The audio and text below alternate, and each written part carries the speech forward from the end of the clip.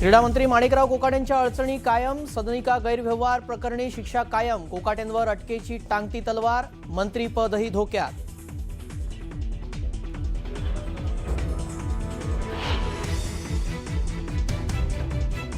मुंबईचा महापौर महायुतीचा आणि तो मराठीच असेल. आमचा सवाल उद्धवजींना आहे, तुम्ही घोषित करा तुमचा महापौर हा कुठल्या गल्लीतून येईल आणि कुठल्या मोहल्ल्यातला असेल.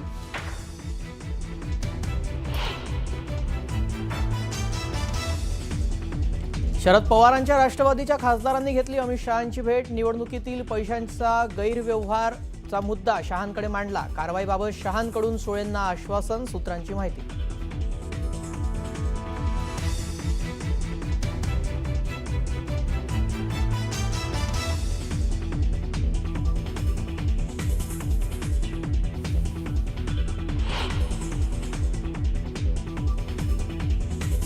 प्रफुल्ल पटेल, सुनील तटकरेंनी घेतली अमित शहांची भेट. शरद पवारांच्या राष्ट्रवादी सोबत अजित पवारांची राष्ट्रवादी जात असेल तर शहांना हरकत नाही, सूत्रांची माहिती.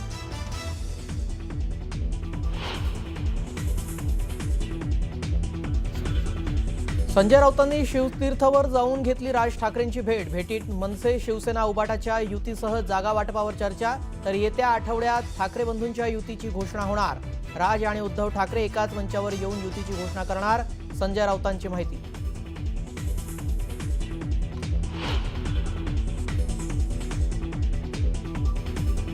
ठाकरे बंधूंच्या युतीची घोषणा येत्या 1 ते 2 दिवसात होईल. मनसेचे नेते बाळा नांदगावकरांचं मोठं वक्तव्य, जागा वाटपाचा तिढा लवकरच सुटेल, बाळा नांदगावकरांना विश्वास.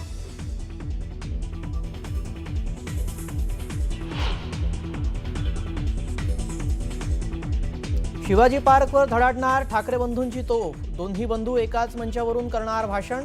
मनसेनं मागितली 11 आणि 12 जानेवारीची परवानगी.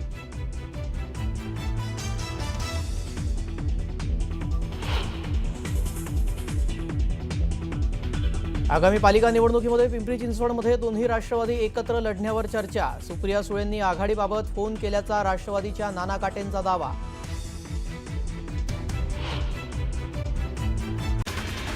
चंद्रपूरमध्ये राज्य सरकार आणि टाटा ट्रस्टच्या संयुक्त विद्यमानं उभारलेल्या पंडित दीनदयाळ उपाध्याय कॅन्सर रुग्णालयाचे 22 डिसेंबरला लोकार्पण होणार आहे. आरएसएसचे सरसंघचालक मोहन भागवत आणि मुख्यमंत्री फडणवीस यांच्या हस्ते हा लोकार्पण सोहळा होणार आहे. धाराशिव जिल्ह्यामध्ये बारदाना उपलब्ध झाल्यानं सोयाबीन खरेदी केंद्र पुन्हा सुरू झाली आहेत. त्यामुळे आर्थिक अडचणीत आलेल्या सोयाबीन उत्पादक शेतकऱ्यांना मोठा दिलासा मिळाला आहे.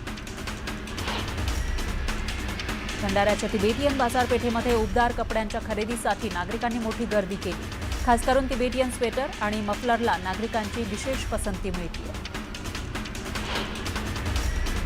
कराडमध्ये विजय दिवस समारोह समितीच्या वतीनं बांगला मुक्ती संग्रामातील विजयाप्रित्यर्थ सलग 28व्या वर्षी विविध कार्यक्रम आयोजित करण्यात आले. त्यानिमित्त भारतीय सैन्य दलातील शस्त्रांचं प्रदर्शन भरवण्यात आलं. पंढरपूरमधल्या कासेगाव इथल्या यल्लम्मा देवीच्या यात्रेला आजपासून सुरुवात झाली आहे. या यात्रेसाठी महाराष्ट्रासह कर्नाटक, गुजरात, आंध्र प्रदेश अशा विविध राज्यातून लाखो भाविक दरवर्षी येतात. रत्नागिरीच्या दापोलीमध्ये भिक्खू संघाचा चारिका सहवास उपक्रम पार पडला. त्यावेळी भंते प्रज्ञानंद थेरो यांनी मार्गदर्शन केलं. गौतम बुद्धांचे विचार जगाला शांतीकडे नेणारे आहेत असं मत त्यांनी मांडलं. गेल्या काही दिवसांपासून मालेगाव, मनमाडसह ग्रामीण भागामध्ये थंडीचा जोर वाढलाय. मालेगावचा पारा 9 तर निफाडचा पारा 6.5 अंशांवर आलाय. कडाक्याच्या थंडीचा गहू, हरभरा, कांदा यासह रब्बीच्या इतर पिकांना फायदा होणार आहे. 3 महिने उलटूनही पाचोरा तालुक्यातील पूरग्रस्त मदतीपासून वंचित आहे. 16 सप्टेंबरला अजिंठा डोंगरातील मुसळधार पावसानं हाहाकार माजवला होता. या अतिवृष्टीचा सर्वाधिक फटका शिंदोडसह पाचोरा तालुक्यातील इतर गावांनाही बसलाय. सध्या 450 पेक्षा जास्त शेतकरी नुकसान भरपाईच्या प्रतीक्षेत आहेत. बांगलादेशनं कांद्याची आयात चौपट केल्यामुळे लासलगाव मनमाड बाजार समितीमध्ये कांद्याच्या भावात सुधारणा झाली आहे. अशातच लाल कांद्याला प्रति क्विंटल 2300 रुपये तर उन्हाळी कांद्याला 2200 रुपयांचा भाव मिळतोय. त्यामुळे शेतकऱ्यांना दिलासा मिळाला आहे. अकोल्याच्या बार्शी टाकळीमध्ये नाफेडमार्फत सुरू असलेल्या सोयाबीन आणि कापूस खरेदी प्रक्रियेत शेतकऱ्यांच्या हक्काचं उल्लंघन होत असल्याचा आरोप होतोय. शेतकरी एल्गार समितीकडून तहसीलदारांना तसं निवेदन देण्यात आलंय. खरेदी केंद्रांवर शेतकऱ्यांच्या हाताचे ठसे अथवा फिंगरप्रिंट मशीनद्वारे घेण्यात यावे. दुष्काळग्रस्त शेतकऱ्यांना त्वरित मदत मिळावी अशी मागणी यावेळी करण्यात आली.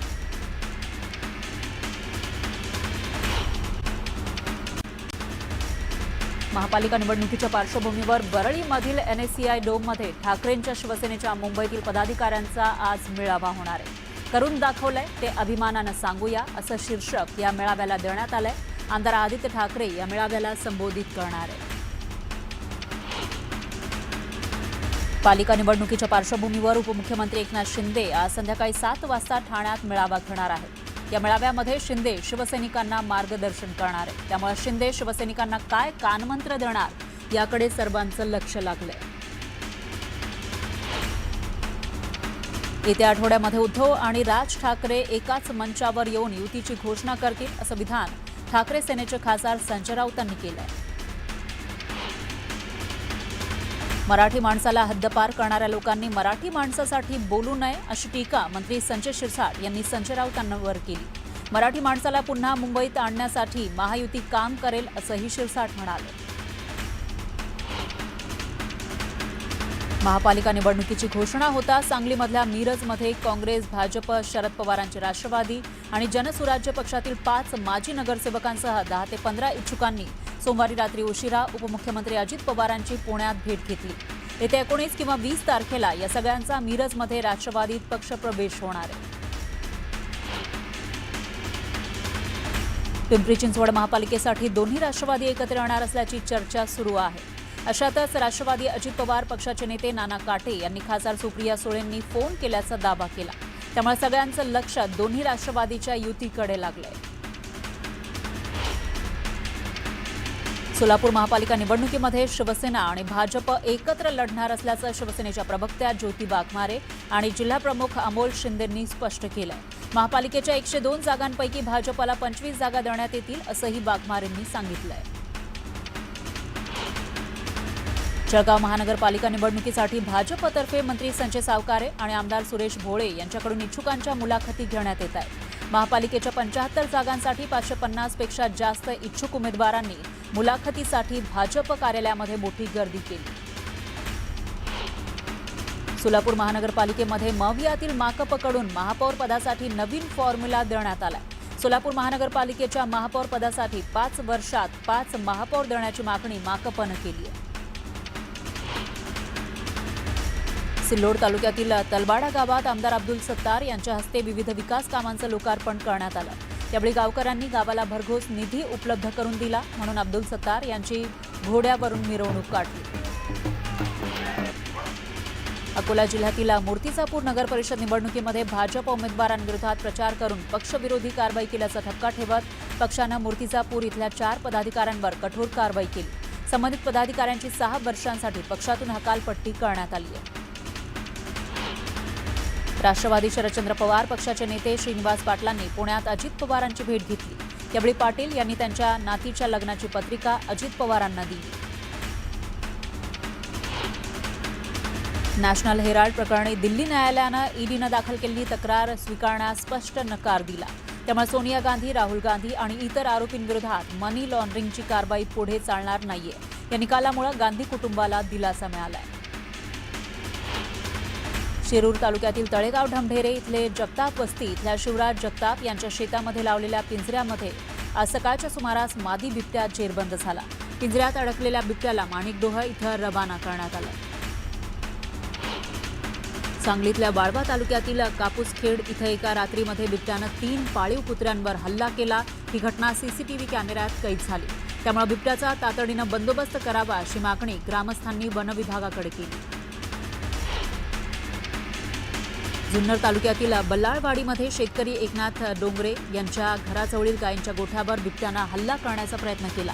पण पाळीव कुत्र्यानं जोरजोरानं भुंकत या बिबट्याला पळवून लावलं. जुन्नर तालुक्यातील बिबट्यांचा बंदोबस्त करण्याचं मोठं आव्हान वन विभागापुढे आहे. जगप्रसिद्ध लोणार सरोवरातील पाण्याच्या पातळीमध्ये दिवसेंदिवस वाढ होतीये. त्यामुळे सरोवरातील कमळच्या देवीचं मंदिर 15 फूट पाण्यात गेलंय. मात्र सरोवरातील पाण्याच्या पातळीमध्ये वाढ का होतीये याचं कारण अस्पष्ट आहे.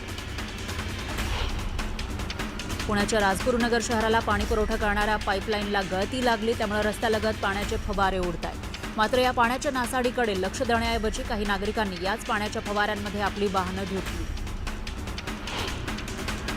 देवाच्या आळंदीमध्ये सोमवारी सफला एकादशीच्या निमित्तानं पवित्र इंद्रायणी नदीची महाआरती करण्यात आली. हा सोहळा पाहण्यासाठी आळंदीकर ग्रामस्थ आणि वारकरी बांधवांनी मोठी गर्दी केली.